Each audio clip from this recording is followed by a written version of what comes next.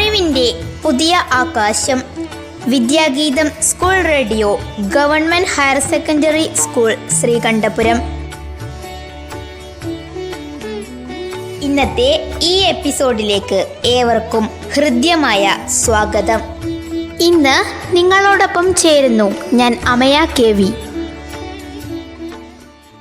പുസ്തകങ്ങളിൽ എന്തൊക്കെയുണ്ട്, പുസ്തകങ്ങളിൽ വിസ്മയമുണ്ട്, പുസ്തകങ്ങളിൽ ആനന്ദമുണ്ട്, പുസ്തകങ്ങളിൽ വിജ്ഞാനമുണ്ട്.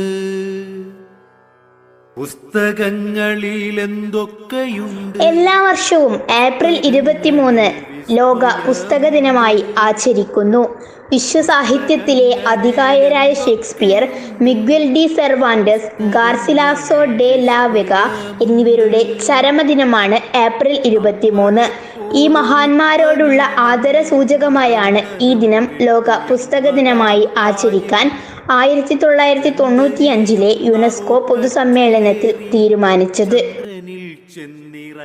ലോക പുസ്തക പകർപ്പവകാശ ദിനമായ ഏപ്രിൽ 23 മുതൽ ഒരു വർഷത്തേക്ക് പുസ്തകങ്ങൾ പ്രോത്സാഹിപ്പിക്കുന്നതിനും വായനയെ പ്രോത്സാഹിപ്പിക്കുന്നതിനുമായി നഗരങ്ങളെ അംഗീകരിക്കുന്ന യുനെസ്കോയുടെ ഒരു സംരംഭമാണ് വേൾഡ് ബുക്ക് ക്യാപിറ്റൽ WBC.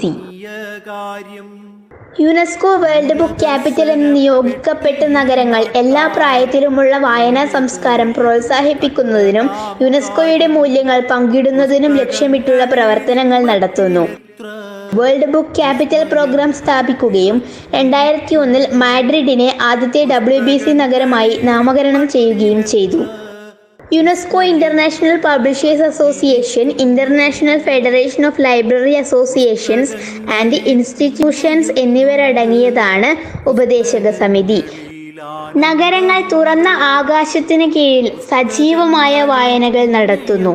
ലോകമെമ്പാടുമുള്ള ആളുകൾ വാക്കുകളുടെ മാന്ത്രികത ആഘോഷിക്കുന്നു. പുസ്തകശാലകൾ ആകാംക്ഷഭരിതരായ വായനക്കാരെ കൊണ്ട് നിറഞ്ഞു കവിയുന്നു.